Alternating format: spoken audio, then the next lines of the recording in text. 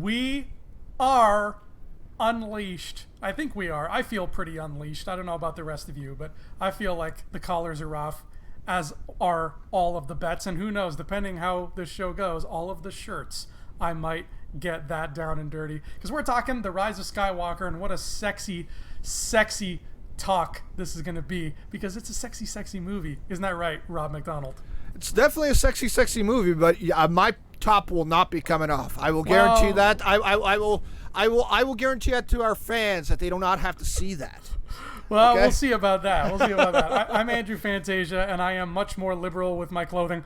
And this is Unleashed on our Rebel Scum podcast. If you subscribe, awesome. We love you. If you don't forget to like and subscribe, and possibly join our Patreon if you haven't done so already, because that always helps, and we have lots of cool content that's specifically Patreon only. Don't tell everybody else. It's a secret. Actually, that's counterproductive. Yes, tell everybody else, because we need more people. Rob, how are you feeling today, and how many times have you seen Rise of Skywalker? So far it's still only been the twice on the opening night. I was dead tired and I paid for it the next day, but at the end of it, I feel like it was actually very much worth it for me to see it that second time almost immediately after. It was extremely fresh, and it was able to make me think about the flaws or maybe some of my favorite parts a little bit differently, maybe immediately afterwards, right? So I could immediately almost think it through right after.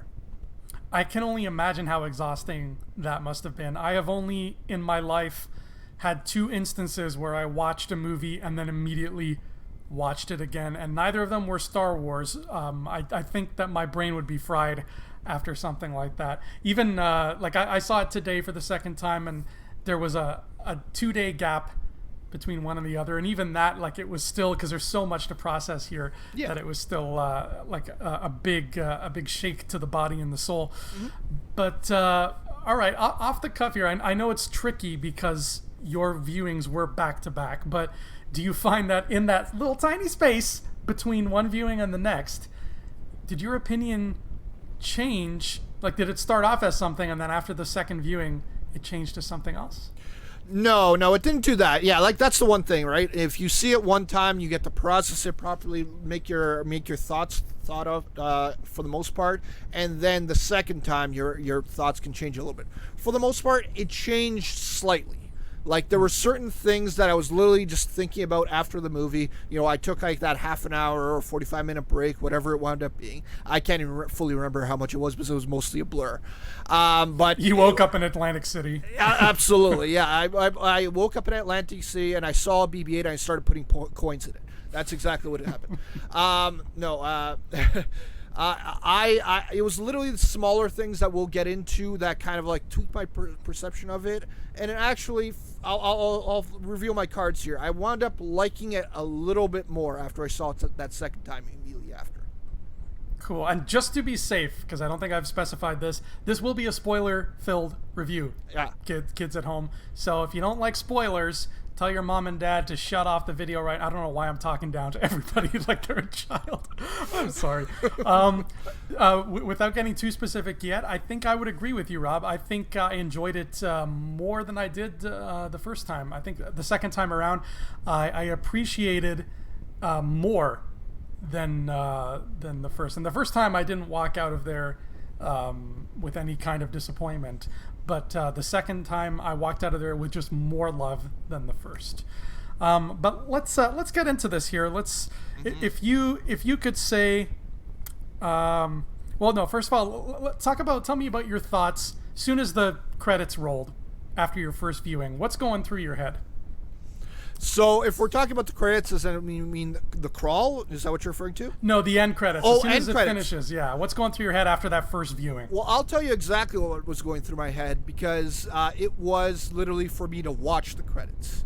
Because there's a particular scene in this movie where there's a lot of voices and stuff like that, and I literally wanted to wait until that point and then get it all, but we were also discussing it because we were in a large group of people. So by the time I turned my head, it was already on there, and it was already like most of the way through. So I was a little bit disappointed. So that was one of my things I was most looking for the second time, to get to that point and make sure I read every single name on there to see who it was, because I was clearly able to hear some voices in this particular scene, but other ones, especially when I saw in the credits, I was like, oh, that voice was in there too. So I'm almost looking forward to seeing it the third time to hear, some particular voices that might not be as familiar to people watching the live action films. Okay. You now, of course know what scene I'm talking about. I know what scene you're talking about, yeah, and we can jump around it, but we can be a little bit loose with time here.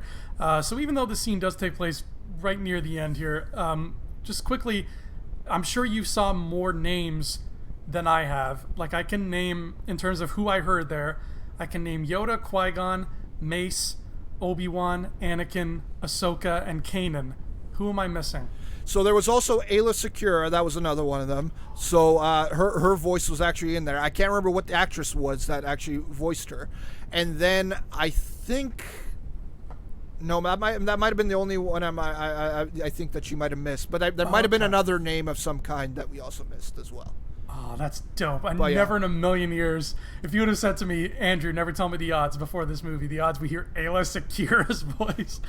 Wow, that's great. I didn't even know she had a voice. Like, obviously she has a voice in like Clone Wars and stuff like that. Yeah. But was she actually voiced by anyone? I don't recall her actually speaking in Attack of the Clones or any of those movies. In Clone Wars, she's voiced by Jennifer Hale, who's like one of the most prominent female voice actors on planet Earth. But yeah, in the movies, she didn't say jack. She never spoke. Right. So if they didn't get Jennifer Hale, I'm curious who they got, because I don't remember hearing Jennifer. And Jennifer Hale's voice is very distinctive. If I'd heard it, I would have been like, ooh, that sounds like her. She also is the voice of Bastila from Knights of the Old Republic. So she's got a lot of Star Wars in her blood. I guess you could say her midichlorian count is high. Well, yeah, absolutely. And the one other voice that we heard, of course, you said Obi-Wan, but I didn't notice the first time or even the second time that Alec Guinness's voice was specifically in there as well. Yeah, I knew Ewan McGregor right off the bat, but I didn't tell Alec Guinness specifically. They used his Ray. They used that from the one from The Force Awakens. They threw that back in there, which was really cool. Okay, that makes sense. So, what was your feeling specifically after the second time? What were the differences that you felt? Was there anything specific where you were like, oh, I like this part better now, or I understand this part of the plot more clearly now? Was any of that going on specifics, or was it just overall you're like, I had more fun this time around? There were specifics. It was nothing to do with the plot. Like, the plot, I feel like, was the plot of this movie in general. It was about me interpreting or feeling a way about certain scenes that I didn't like so much the first time I saw, and then felt at least a little bit better on the second time. Mm-hmm. And okay. So again, it's specific, very, very key scenes of the movie. So I don't know if we want to get into those scenes yet. So as we go, I will reveal those scenes that I'm referring to. Okay. Here's a question for you. Okay. Of the new planets that we saw, which was your favorite and why? New planets that we saw. Mm-hmm. I think, I felt like I still have the issue. I feel like some of the naming of these new planets was a little bit like odd. Like, I didn't like the certain names of them. But I mean, how can you not like the visuals and the way Exegol looked? Because I thought Exegol just looked fantastic myself. Yeah, it's Star Wars is great at giving us, here's the blank planet, right. Here's the desert planet, here's the forest planet, here's the salt planet, and what better place for the Emperor to make his last stand than the lightning planet, right? Like there's nowhere more perfect. I think for me, in terms of the new planets, they were also interesting. I think visually, though, if there's one where I'm like, I wish I saw more of it, it would be Kijimi. And unfortunately, we're not seeing more of it, at least not in the future of the timeline, because Kijimi went the way of Alderaan and Blockbuster Video, and it was scattered to the winds. This was probably one of my, tell me if you agree or not, one of my least favorite parts of Rise of Skywalker was Kijimi being blown up, because the whole blowing up planets thing, I get it. They want to make the stakes high, sure. And it was even a little bit saved by having Poe say, like, of course all the Star Destroyers have this tech. But I found like Kijimi was a weird target. Like, of all the planets they could have blown up, when the Emperor says, go to a planet that they know and wipe it out, I thought we were going to see like Naboo or something that's like, I would feel sadder to see it destroyed. How about you? How do you feel about that part? No, yeah, it felt like I didn't have as big of a problem like of them choosing that planet, because it was more of like, you know, the planet, or at least a couple people on the planet that were one of the freshest people that were helping the resistance or helping the rebellion, right? So, you know, it was kind of, I guess, him making an example of the people. It's like, if you're helping these people or helping the resistance or helping anybody within the resistance, this is what's going to happen to you, because these people did, and, you know, they're gone now. I mean, Zori Bliss made it out of there, but still, you know, her planet suffered the consequences. As for actually using that, I mean, I don't know. Why do they have to keep doing something like this? Why can't they, you know, make it like, you know, this miniaturized tech, and let's just say it just shoots down and, you know, eliminates life within like a certain degree or something like that, right? Why can't it be like, because in Rogue One, right, they use Death Star tech, but they don't actually destroy all of Scarif, right? They just kind of destroy that one area of it. And I'd kind of be happier about that if it was just like, you know, this massive explosion that destroys an entire city. That's what I'd rather have, as opposed to, you know, again, destroying an entire planet. But, you know, it's just a thing that they keep going to the well over, right? Like, you know, Last Jedi technically sort of did it as well, because, you know, the laser in which they take out the Crate Rebel base was miniaturized Death Star tech as well. So, and it was the same design. The battering ram cannon was the same design on those. So it didn't. It wasn't a huge deal for me, because I think that the way they showed it, where it's like it's on every Star Destroyer, the stakes, it really helps the stakes. And like I said, Poe kind of rolling his eyes and being like, of course every Star Destroyer has it. It was sort of a way of even the rebels acknowledging, like, this is ridiculous, how many times are we going to have to fight this fight? And I think the fact that they made it like almost diegetic, like the problem is in universe too, saved it a bit for me. Okay, yeah.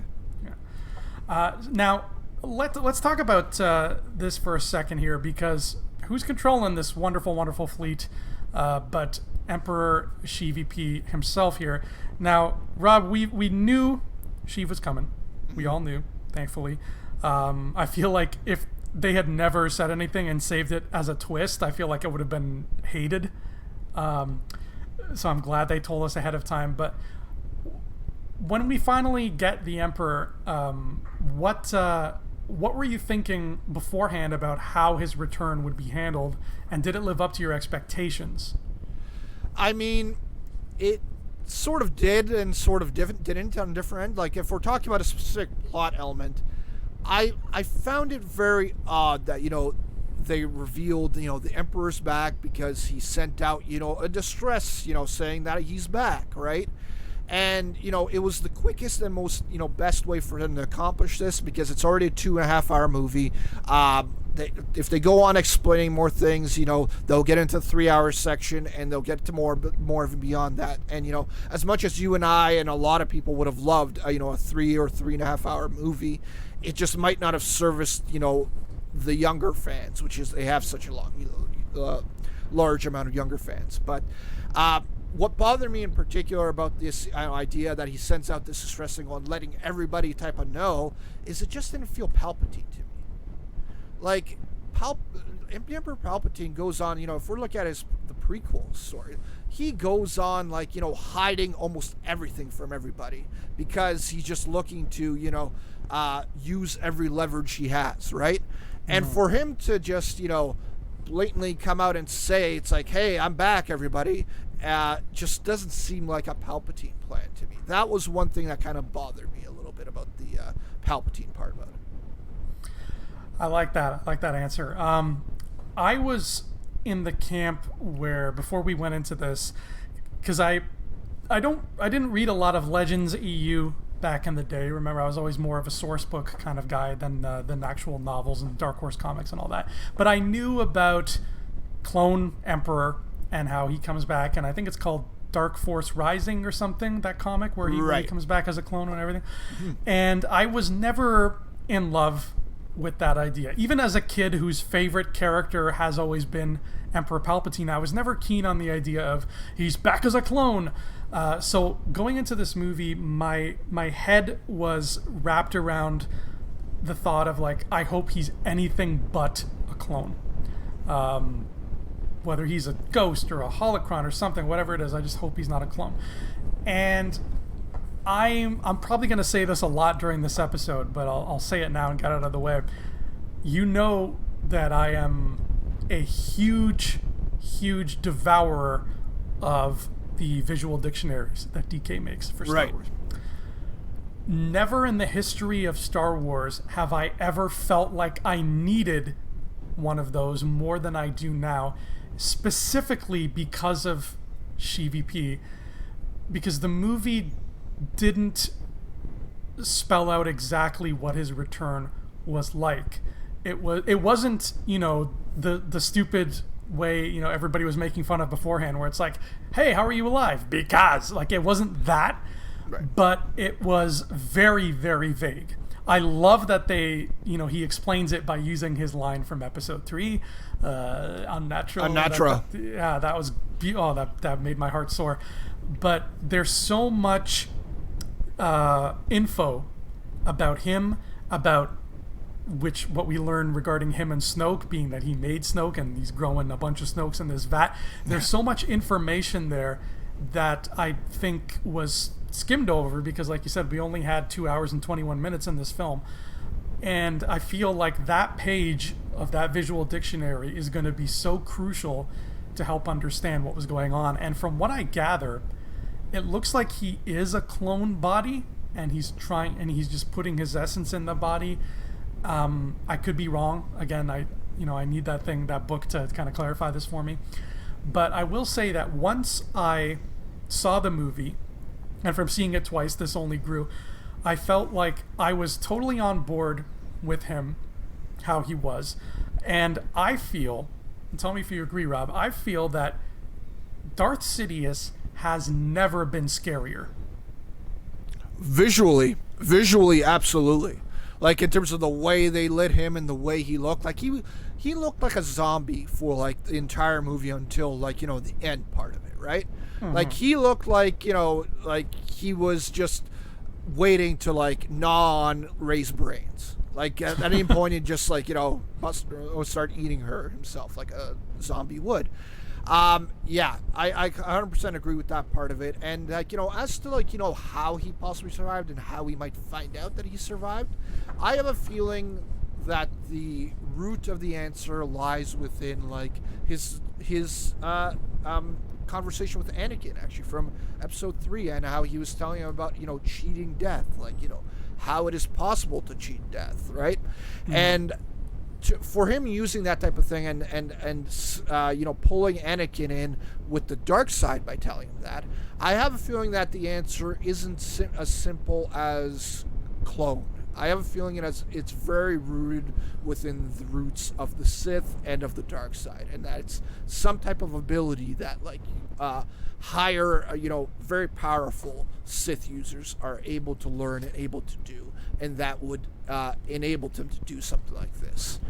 So yeah, that's kind of my part of it. And as to whether we are going to find it on the visual dictionary, I have a bad feeling that we're not. We're going to buy that visual dictionary. It's not going to be in there, and that's going to be saved for some type of book or something, because it just, visual dictionaries are great, and we get to find out a lot of really cool things about that stuff. But something like this just speaks book to me, especially if it is what I think it is, and that it's actually very rooted within the dark side, within the Sith itself. Interesting. I never thought of that. I never thought of them even leaving that out of the visual dictionary. That's an interesting road. Yeah. And if that is the case, then I hope you're right, and I hope we do get some kind of discussion about it in canon, some kind of story, because you know me, if you're gonna cheat death, you better have a damn good reason why and reason how. Right. Otherwise, you're just playing with the stakes, and it's not fun anymore. Now, in regards to what he revealed about Snoke, it was pretty much what I think we all expected. Now, as somebody who was not a fan of Snoke's demise, Rob, how do you feel about this now in light of what we learned? So I still feel negative about it, like towards killing Snoke the way that they did and the story way that they did in Last Jedi. But I'm a little more content with it. My still thing with Snoke and why I don't like, the way they got rid of Snoke and what they kind of explained with Snoke is that I'm still on the camp that The Last Jedi should have just, instead of doing that same scene 3 times, they should have gone a full 20-minute back flashback, done that first thing that episodic movies have never done, and just showed it all, because I still feel like the big missing puzzle piece with Snoke is what type of an effect he had on Ben, and what his confrontations were like when he meets Luke for the first time, or Luke multiple times, right? Because I feel like that's a part of the puzzle that's still very much missing to me. I know that we can visualize it, but I feel like there should be a little bit more to that character than it just was, because again, we can explain his ability to connect to people with the Force, like how he did with Last Jedi, by Palpatine just being able to do that. But I think that there was a little bit more explanation needed there, and that's ultimately why I just not liking the particular way that they got rid of Snoke in Last Jedi. I think you said something very on point there, Rob, where you said the whole story about his seduction of Ben Solo is a missing puzzle piece, and I think you're right. I mean, this was the end of the saga, but there's still gaps in the story that I feel are... Yes, I understand that they don't have to be there, but they are important.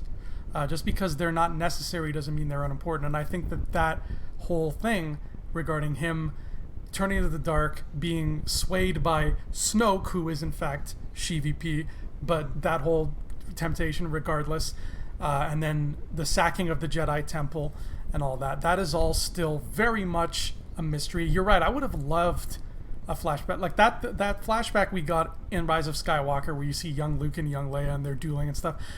I wish that was like a 12-minute sequence. How fun that would have been. And there's people who argue like flashbacks aren't Star Wars, and it's like the Star Wars can be whatever it wants as long as it's good, Okay. And I'll take a flashback any day, particularly of Luke's Academy, because there's so much there that's been left unsaid. Now, Kylo Ren, this is a big story for him. Were you, Rob, in the Reylo camp beforehand? No, I wasn't particularly. I just, I wasn't against it, and I wasn't really for it. I was just like, if it winds up working for the story and they wind up, putting it together in a cool way, I think, it could work. And, what we got with Reylo in this one, the ultimate final kiss, it was okay. I mean, I thought it was fine. I thought it was a tad bit forced at the same time, but also, these two had a connection. They had a very strong connection, and to say that, there was no chemistry, like, love connection between those two in moments in Last Jedi and, in moments of this movie would be a little bit naive, I think. Mm-hmm. Because I think that connection was there. It was just the moment that, worked in some ways and didn't work in others. I feel like it could have been handled a little bit better. Yeah, I'm of the same mind. Like, if it happened, it happened. I wasn't like, I want it or I don't want it. I was just like, if it was up to me, if I was writing it, I would not have made it as prominent as it was. I think I would have had her hold him as if maybe, is she about to kiss him? We don't know, because then he falls and dies. Right. Before we get to see that happen. I like, when it comes to that, I like ambiguity. When it comes to other things, I ask for answers, but there's certain things where I think ambiguity is cool. Mm-hmm. And I think it has to do with what a character is thinking. more than what actually happened in the story itself. That's Yes. why I was always of the mind that Bendemption would be cool, but wondering whether or not Bendemption happened and discussing it afterwards, like, is the top still spinning in Inception? That's where my heart would have been.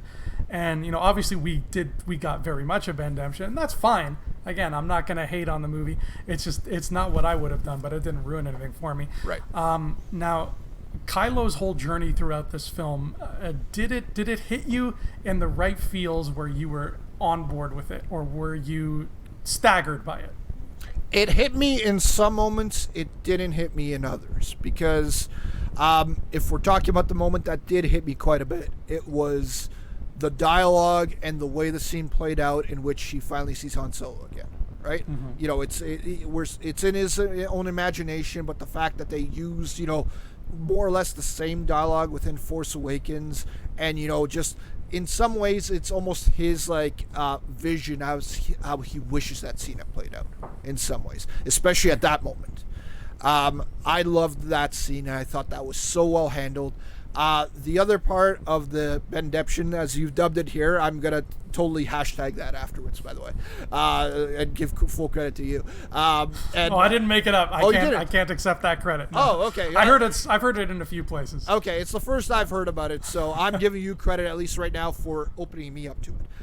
But anyway, the moment in which that didn't work as well for me, but at the same time, it's not one that could have fully worked as well as it should have, was the moment in which Rey and Kylo are fighting, and then, you know, Leia, you know, sacrificed herself to in some way turn Ben back to the light side, right? Mm-hmm. And the way I'm saying is that, you know, it couldn't have worked that much better was because, you know, Carrie's passed on, unfortunately, right? Yeah. They were limited in terms of how much they could use her. I was shocked about how much they did use her and how much footage they did have that actually worked, like, you know, not fully seamlessly, but fairly seamlessly, like adequately within the story. But it's just that scene would have hugely benefited by somebody actually playing Leia. And, you know, it should be Carrie, and I'm glad that it was Carrie at the end. It's just that scene and that moment needed to be amplified a little bit more than I felt like it was. It felt a tad bit hollow to me. Yeah, that's something that even after 2 views, and maybe I'm just dense, and maybe everybody already knows the answer. If so, please tell me. Something I don't understand yet is, what exactly was Leia trying to do? Her whole Force thing where she's like, I'm gonna lie down now. Right. Like, what's she trying to do? Was she trying to do exactly what happened? Get her to die so that Ben could feel it and be sad? I mean, I feel like that's probably what it was, because, I mean, before that moment, before she actually went over there to lie down, I believe it was Maz Kanata that was there that says, like, she's going to, you know, try to do this for last time, reach Ben in some type of way. So I feel like that's exactly what she was going to do, and that Maz Kanata, I believe it was Maz Kanata, right? That said it. I feel like that was the plan the whole time, because of the fact that Maz Kanata seemed to know what was about to happen. Okay, yeah, because that was the only thing that was making any sense to me. I'm like, right. She must, because it feels like it's like her plan is cut short, like it's an accident when Rey stabs him, and it's like, oh no, she messed up what Leia was doing. But then I was like, the only thing Leia could have been doing is trying to make exactly this happen. Right. Like, she senses there's a fight, because she's got a obviously connection with her son, but being Rey's master, she's got a strong connection with Rey now.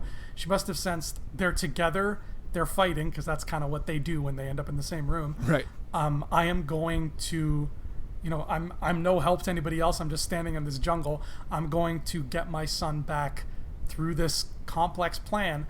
And like, once he feels that I'm dead, that's what's going to turn him. Because I think she knows that he didn't shoot at her in Last Jedi, so she knows that there's still that link. That's the only thing that I could have possibly thought of that is what she's doing. So if you're agreeing, then I think that I can put that little question mark to rest, because it was really confusing me for a while. Well, you actually brought up a very interesting question yourself there, because when you mentioned about, you know, how, you know, that fight wound up happening and Rey wound up stabbing him, I wonder if her plan was in any way about the stabbing part about it, if that just happened as a result about it.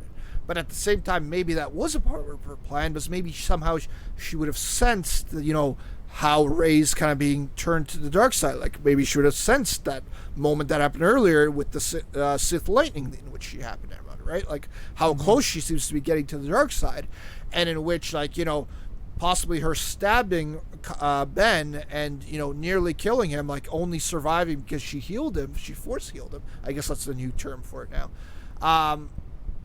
Maybe that was her only way of trying to keep Rey from going to the dark side as well.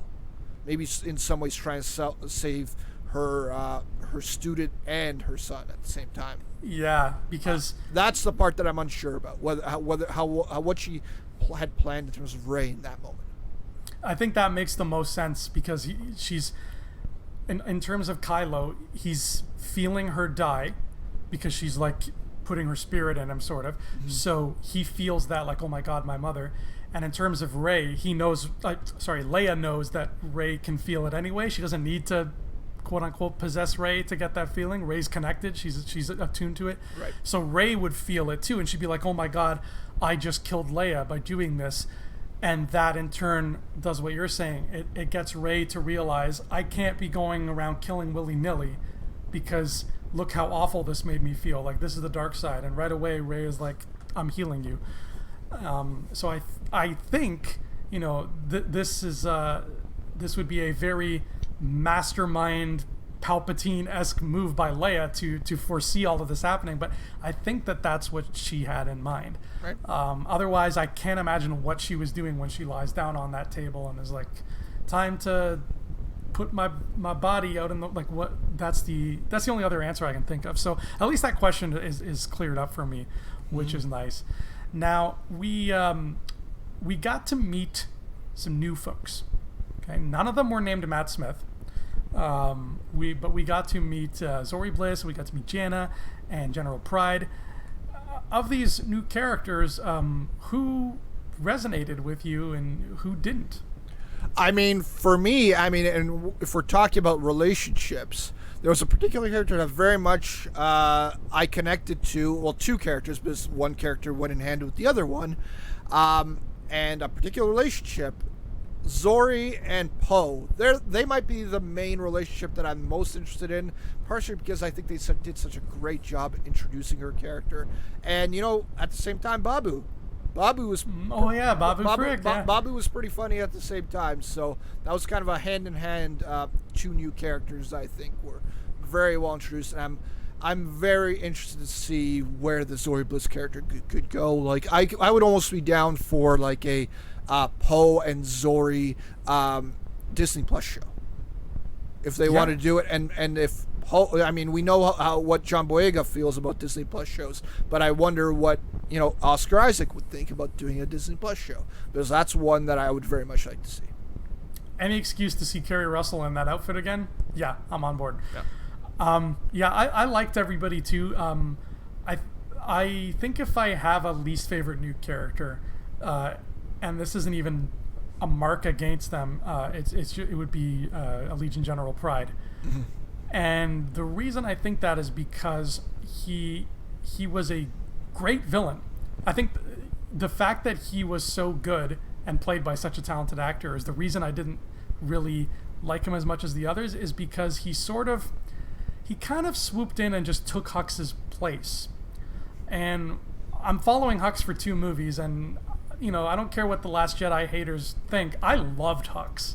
I thought Hux was a blast. I thought his relationship with Kylo was a blast, and it makes sense to me that he would stoop to spying out of pure hatred for Kylo, because for me that's the sheer difference at the end of the day between the good guys and the bad guys of Star Wars. Is the good guys are together, they're all about love and everything like that, and they have each other's backs, whereas the bad guys, their own downfall is they're fighting a war against the good guys, but also they're fighting wars with each other, and they're always just trying to be they're selfish instead of selfless. Mm-hmm. And that, so it makes perfect sense for Hux to be like that. That his whole turn didn't really turn me off or anything. I was fine with that, but the trade-off was pride just kind of takes his place. And it was a shame because Hux was a good villain. I liked him, and this guy just kind of comes in at the 11th hour and does his own thing. I guess the saving grace was that we find out he's an ex-Imperial, or continuing Imperial, depending what way you want to look at it. Right. So it's almost like he, he's been waiting for this for who knows how long. So I that's how I felt about him. I had the most conflicting things. And Jana was great. Jana feels like the kind of character who will get like comics about, maybe a cartoon. She really feels like there's so much more space to play with her. Especially her final scene with Lando that's the kind of scene I was not expecting in a movie that was supposed to close things off. I was not expecting like, let's talk about something that could possibly happen in the future, Jana. Like that was a very very interesting little note. That ending. Sorry, go ahead. Yeah, that ending point with Jana and Lando. I discussed this with James actually, and James very much thinks that at some point in the movie there was supposed to be some type of dialogue of Lando mentioning that he has a daughter out there somewhere. James thinks this? James thinks that there was some type of dialogue in there, and that ending was supposed to be that way. And so, and that was what the resolution was supposed to be. Now, when he mentioned that, my wheels started turning in my head. And as much as I was saying that, I would like to see a Zori Bliss and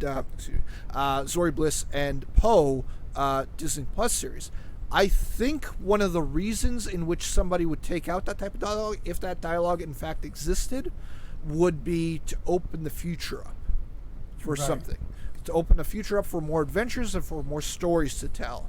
And so with that in mind, and if that in fact happened, maybe that Disney Plus series that we're talking about is really a Lando and Jana Disney Plus series as opposed to Poe and Zori Bliss. So, maybe it's that, or, maybe it's as simple as a comic book in which would show, further adventures with both Lana and Jana together.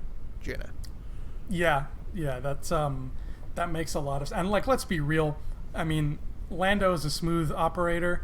He's probably got a lot of kids out there that he doesn't know about. No. Let's be honest. I mean, he shows up. He's like, "Hey, baby," who's gonna resist that smile? Yeah.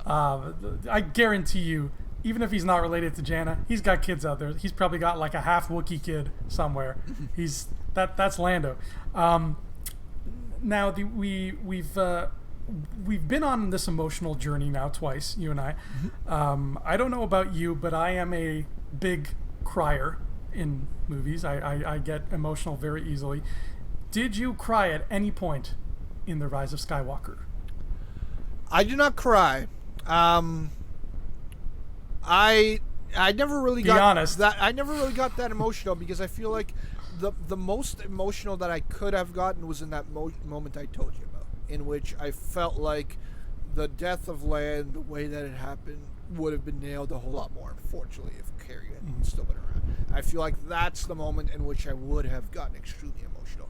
As opposed to getting the feels, that's a different thing in general, because I felt like we got so many Star Wars things in this, and so many ways, like, even though I don't feel like, the Skywalker saga is truly over, I don't feel like this is a culmination to all three trilogies. I do feel like they found ways to point at a lot of different parts within almost every other Star Wars episodic movie, at least. So that's where the most I came to getting the feels. It was, in moments like seeing the Ewoks again, right? It was in moments like, just randomly seeing Cloud City again. It's like, oh, I'm surprised that that station is still operational. Like, I'm going to steal a line from Star Wars. Like, I'm surprised that is Lobot just running that entire place now. Has been running as something. Like, yeah, I would very much like to see, like, what type of stuff. It was more in just seeing those different moments, and the other closest moment I would say is probably at the very end, in which we go back to the Skywalker Ranch, right? We go back to the place where Luke Skywalker was essentially became a man, like, grew up. Like, going back there was pretty special at the end as well. Yeah, agreed. It was funny, in my first viewing, I only had one, I guess because I was just trying to take in everything that the movie was throwing at me, and God, does it ever throw a lot at you.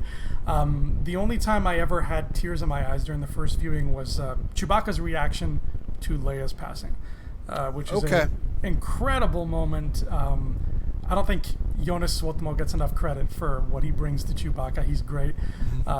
It's like the fact that we have this great guy playing Chewbacca and he's so young tells me that there's no way we won't ever see Chewbacca again in live action, because like this guy plays him so well. And that moment got me. But today when I saw it with my cousin, because I grew up watching these movies with my cousin, I guess I had an even more emotional reaction to it, because like our childhoods kind of revolved around it together.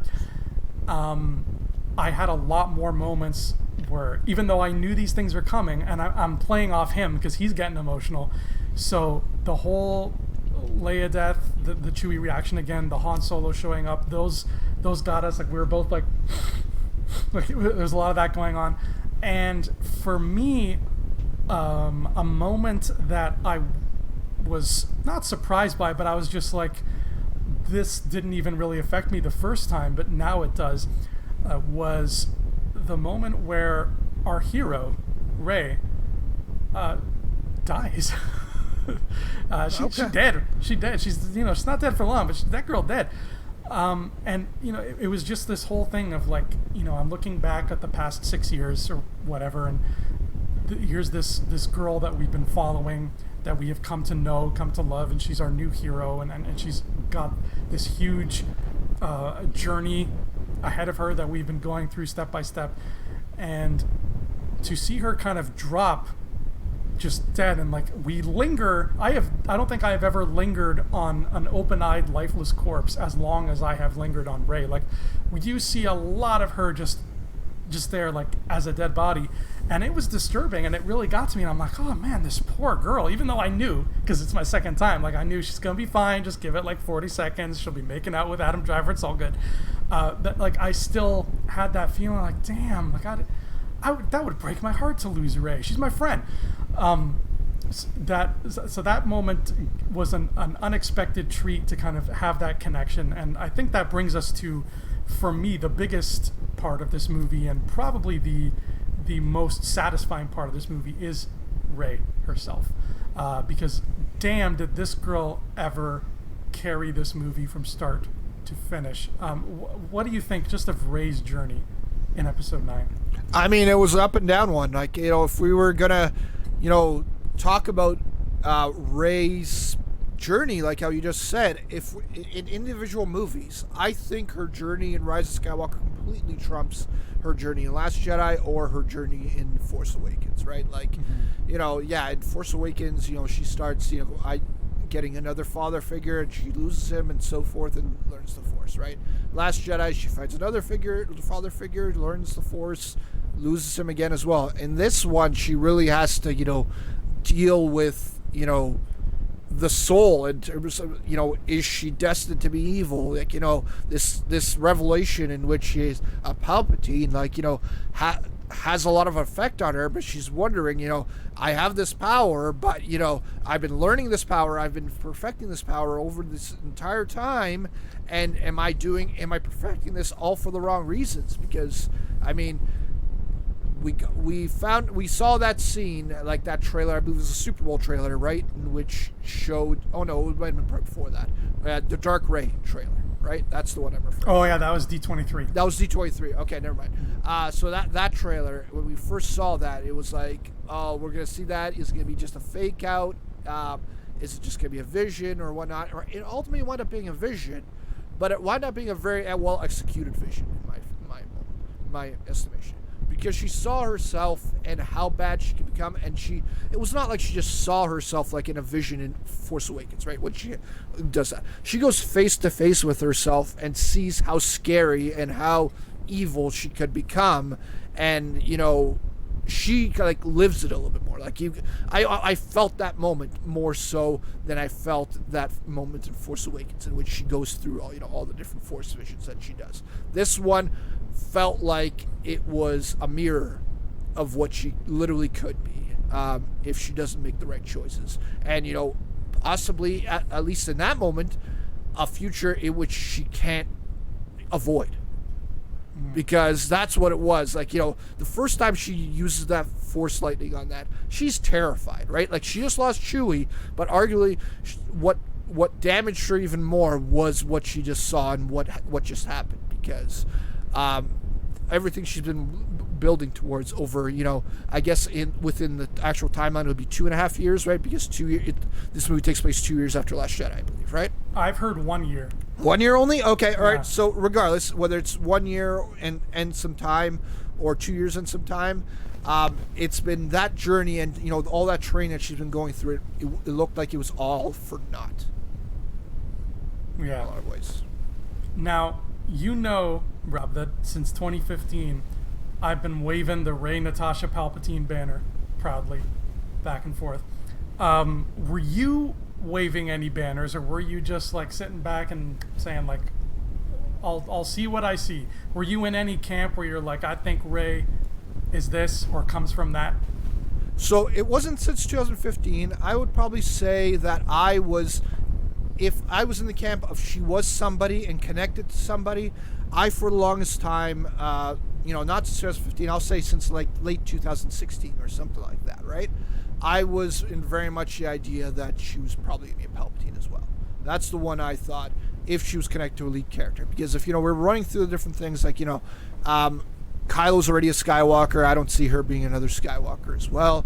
Obi-Wan, that's a cool connection and whatnot, but he doesn't really, have this story connection that would be very interesting if she was a Kenobi, right? Like, there's nothing incredibly interesting there.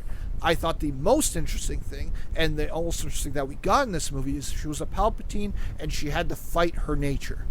Like how I said, like the fact that, we had an evil Skywalker, and, we've had evil Skywalkers before. Hello, Darth Vader, right? The fact that we had that, to have the opposite side of it. We had a hero that is very, connected to an evil character, like Palpatine, and her having to overcome that. I thought that was the story element in which was the strongest, and the one that, at least out of the main characters that she could be connected to, was the most likely, and the one that I would most like to see at that moment as well. So it was both a thing where I thought, from a story perspective, that's the most interesting one, and at the same time, maybe that one's the most likely as well. And I was glad that it was.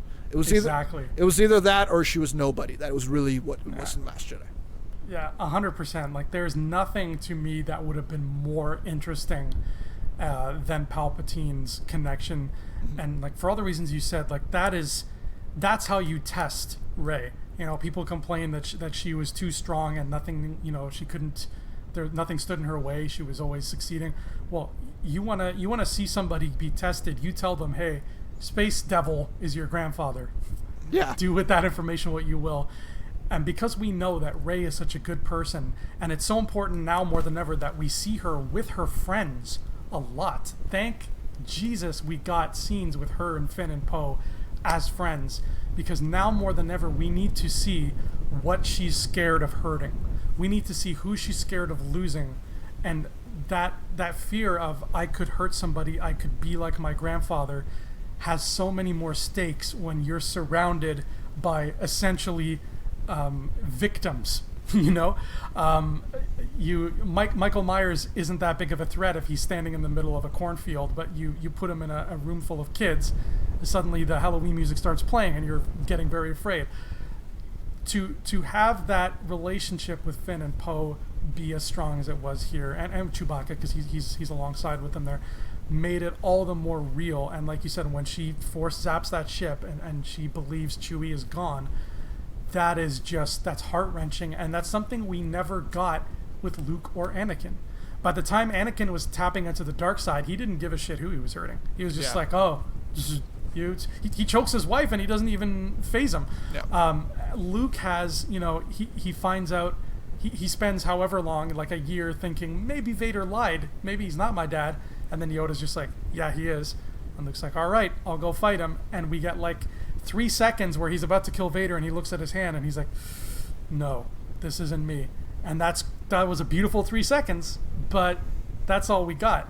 We never saw that moment where somebody is afraid that the dark side is going to eat them up inside, and they're going to hurt the ones they love, in the way that we saw it with Rey. And I'm so glad they did it, because I've been rooting for that to be the cause of Rey's arc. And there was a moment in time where, like, collectively it seemed like everybody on the internet had said the Palpatine thing at one time or another, but then there was a moment where everybody sort of pushed it aside, and there was this general consensus that, like, yeah, she's probably Obi-Wan's granddaughter.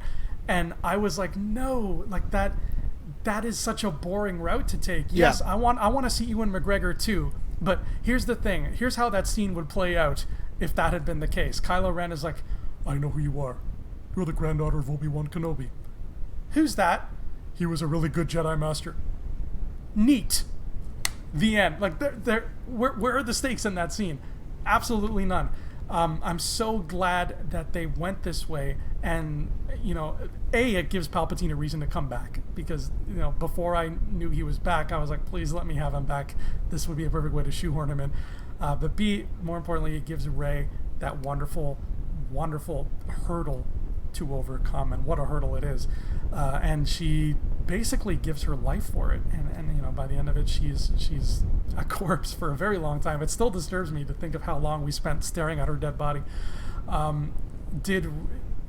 Have you ever been in the camp before Rise of Skywalker that Rey was not your favorite, and did this change that? So in Force Awakens, she was my favorite character. She was the one I liked the most. Like, she was just, between her interactions with Finn and multiple things with BB-8, right? Those are the things that very much made me like her, right? Like, there wasn't a lot of plot things that I overtly loved with hers. Like in Force Awakens, she just sold me. Daisy Ridley as Rey sold me in that movie as that character. In Last Jedi, less so, because I felt like that movie was a lot more Kylo's movie than it was Rey's movie in a lot of ways, with the actions that he took. This one, kind of like, if we look at the plot and we look at what happens to them, they're both very much both movies at the same time, both Ben's and Rey's movies at the same time. However, I think Rey had the emotional moments in it, like the emotional stuff. Like, I felt like it could have been there in spades with Ben, because I mentioned I love the Han scene, but the Leia scene I felt like needed a little bit more oomph, and both those storylines could have been so high and so good, and then when you see it all come to a head, it could have been fantastic. It was just like, it was more so like Rey's storyline was rising over here, and then Ben's kind of like petered out about over here, right? And they both came together, and it worked out in the end for the most part. Because I don't know if people can tell, but I did very much like this movie. I thought it wasn't perfect. I thought there was problems with it, but I enjoyed the movie, and I think this movie at the end of the day is getting a hard rap. Like, if I go to Rotten Tomatoes, I don't understand that score, that it's that low. I just enjoy that fans seem to be like it a heck of a lot more than critics are. Yeah, I think I'm right there with you, man. Like, in Force Awakens, she might have been my favorite too. Like, I loved her. I was like, oh, this girl's so cool. Her costume is just wicked to look at. Like, everything about her, I can't wait to find out more. Mm-hmm. In Last Jedi, she did take a backseat to Kylo, and more importantly, in my heart at least, she took a backseat to Luke. I was just so excited to see Luke again, that he was all I was focusing on. But what I loved about this movie was that she, like, Star Wars is infamous for, you've got all these characters and you hop around a lot, and you follow one story and then another. Like in Empire, you go back and forth between Luke and then what Han and Leia are doing. I have never seen a Star Wars movie that followed one character for so much of its runtime. I mean, there are maybe 3 scenes in this movie that don't have Rey in them, which is a new precedent. I think you don't see that in Star Wars. Every opportunity to split up its main hero, Star Wars takes, and it was so refreshing to see that done differently. I want to see more of that. I'm tired of everybody splitting up, and I love that Rey was the focus. I think rightfully so. We needed her to be. So one last thing before we wrap up here, I'm gonna do a little writing experiment with you, Rob. Okay. If you want, I'll go first to give you some time to mull it over, because I think I already have my answer. But they put the pen in your hand, and they say, okay, here's this script that you just saw. The movie hasn't been made yet, but it's exactly the movie you've seen. Here's the script for it. Change, delete, add, alter, anything you want. Go. Okay, and so this is taking into account that both Last Jedi and Force Awakens exist as they as they are. Yes. Okay, so no, I can't do it. I was going to for a second say that I might have recasted Leia just to do it. That'll be my main thing there, just to do that. But I don't think I can do it. Like, I think Carrie has to be in this movie, so I can't even do that. I mean, if I was to, do anything, I would have added more to it, like how you said. Like, even if we didn't get, the flashback scene that I've been wanting in Last Jedi, maybe I try to find a way to incorporate that. Like you said, maybe incorporate a little bit more of young Luke and young Leia. I mean, we haven't gotten there fully to it, but that was actually one of the moments that I didn't feel so happy about in the first on the first viewing, because I found it a little bit odd that they kind of played down Luke as a powerful Jedi and whatnot. But the way that I watched the second time and in which I saw that it was like, it was her final day of training, and maybe she just had that random moment in which she was able to take down Luke where Luke wasn't going 100%, right? The same way that, if we look at something in Rebels, Kanan was training Sabine with the Darksaber, and she just bested him for that one moment, right? I had no way believed that, if they got into a full fight, that Kanan would be able to, Sabine would be able to beat Kanan in an actual lightsaber duel. I more agree with there. Anyway, back to the original, thing at hand. If I was to alter or anything story-wise, I think it would have been just to add those flashback scenes. Aside from that, I think it's actually pretty good, like the way it is. I mean, if anything else would be that I would add more to the beginning of the movie, in which it wasn't just Palpatine that just sent out a random distress call. I would have added up more of a, Voldemort type of a thing, in which, some of his followers might know, or some people might know, and then the rebels find out through them that he's back, right? Like, they would be questioning whether he's actually here or not. That would be a little bit of it. I would add more to the beginning. Aside from that, everything else is pretty solid, I think, story-wise. What about you? Cool. I've already said it before, so I'll get this part out of the way. I would have replaced the kiss with "Are they going to?" and then he falls. To give that little ambiguity where it's like, ooh, did she feel that way about him? We'll never know, like that kind of thing. But I definitely would have added about 20 minutes to this movie, and that's not just me being selfish and biased because I like long movies. But you're right, Rob. First and foremost, you need some space to breathe in that opening.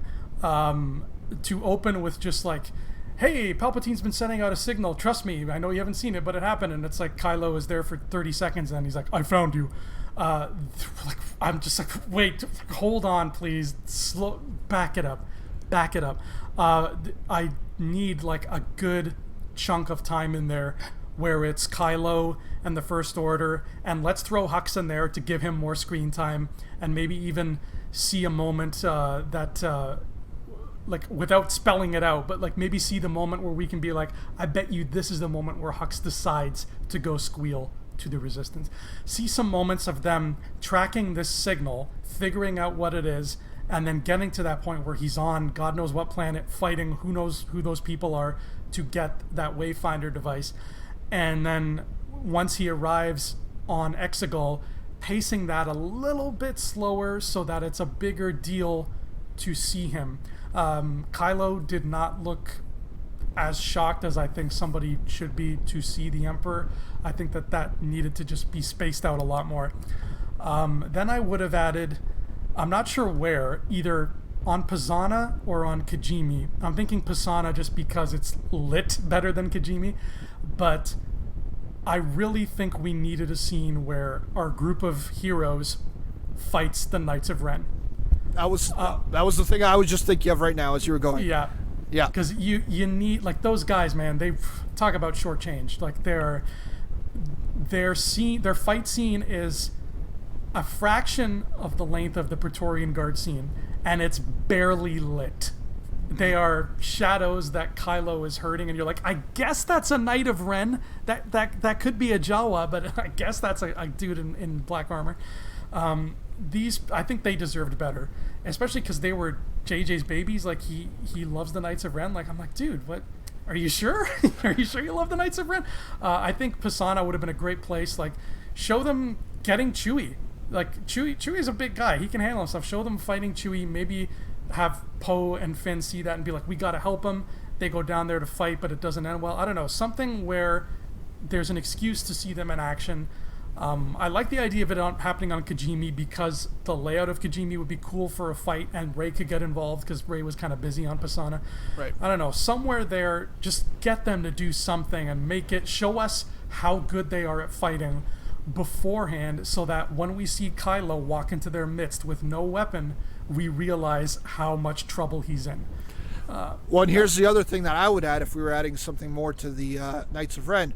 In that moment when they're rebuilding his helmet, the Kylo Ren helmet, I would have added some character to some of these guys. Like, even if you only, like, focus on one or two of them, right? Give them a little bit of character, a little bit of, interaction with Kylo and what they interact with Kylo like.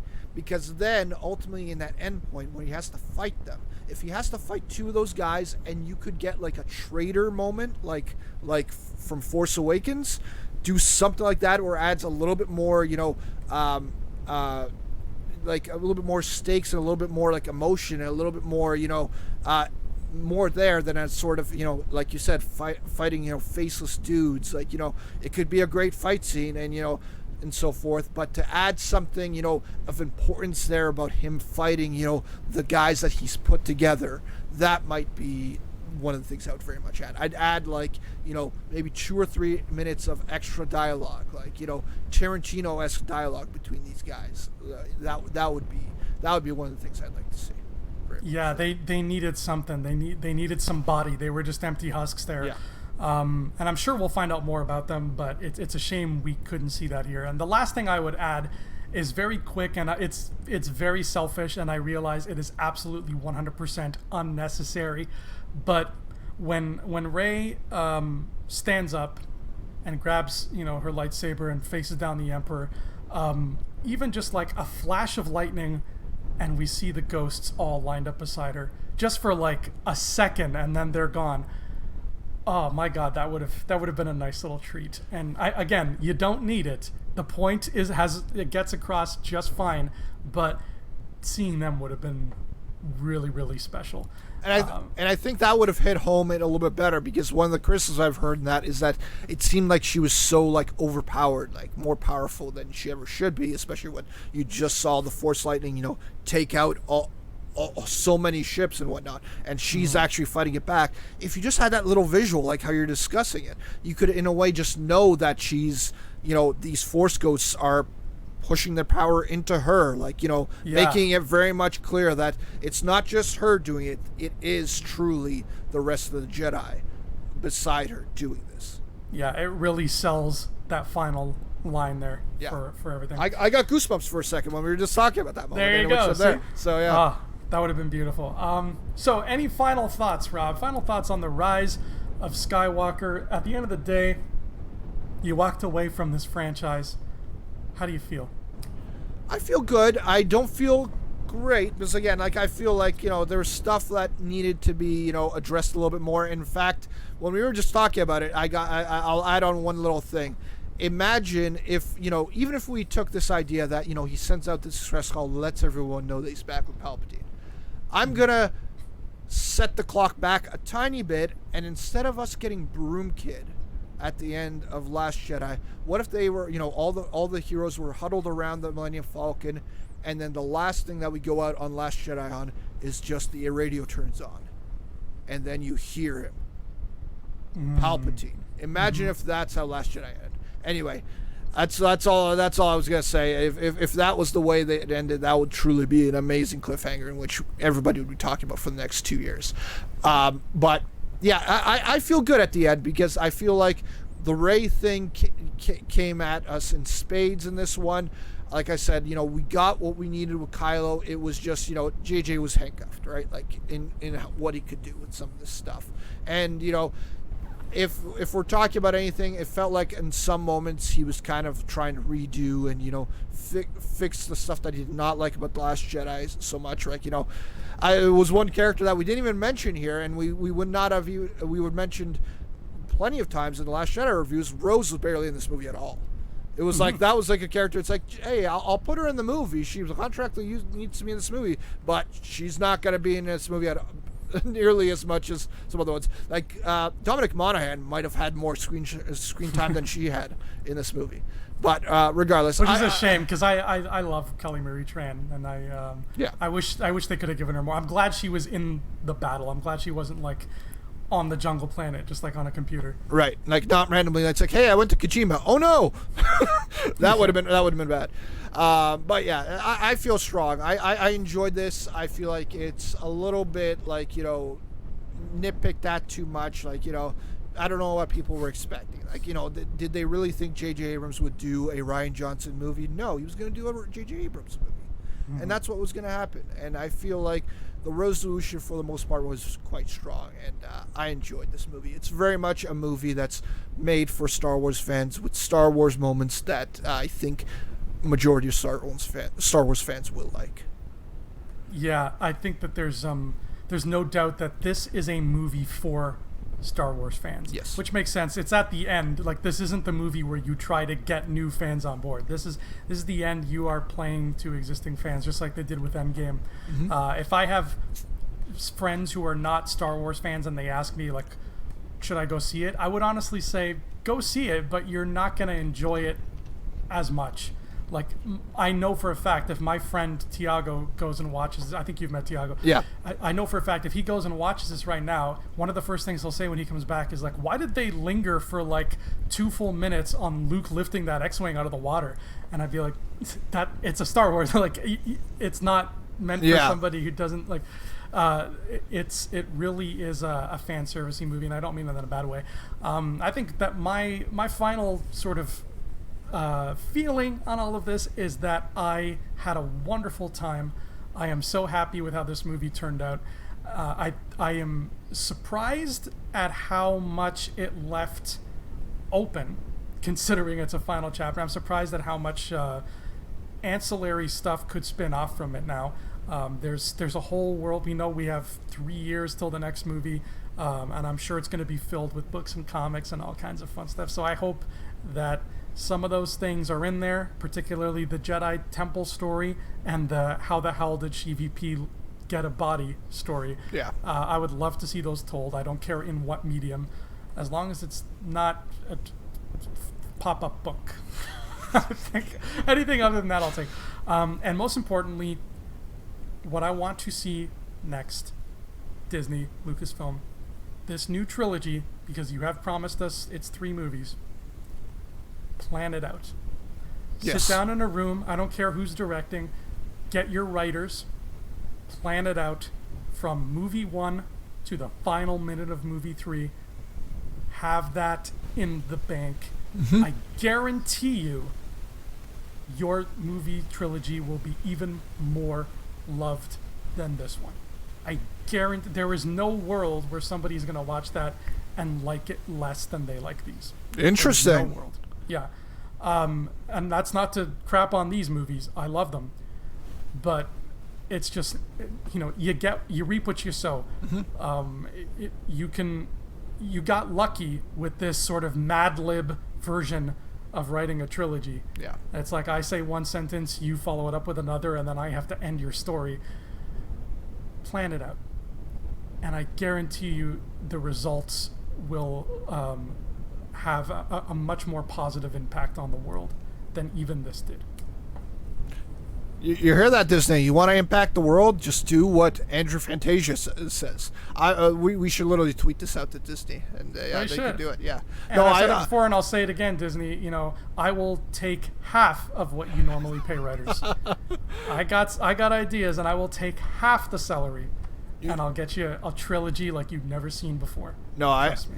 I 100% agree with you about that part, though. Yeah, you definitely have to plan it out at the beginning. Like, you could change and, alter some stuff over there, but you have to know what your goal is. You have to know what your ending is, and for the most part, you have to stick with it. You have to know how these movies are going to plan out, right? Because, people can say what they want about, the prequel trilogy and the way that was. And, George changed his mind about certain things as those movies were going out, but he always knew what the end goal was going to be. He always knew that it was going to end on that volcano on Mustafar between Anakin and Obi-Wan. He knew that's where it was going. He knew that the Jedi were going to end. He knew that CBP was going to win, right?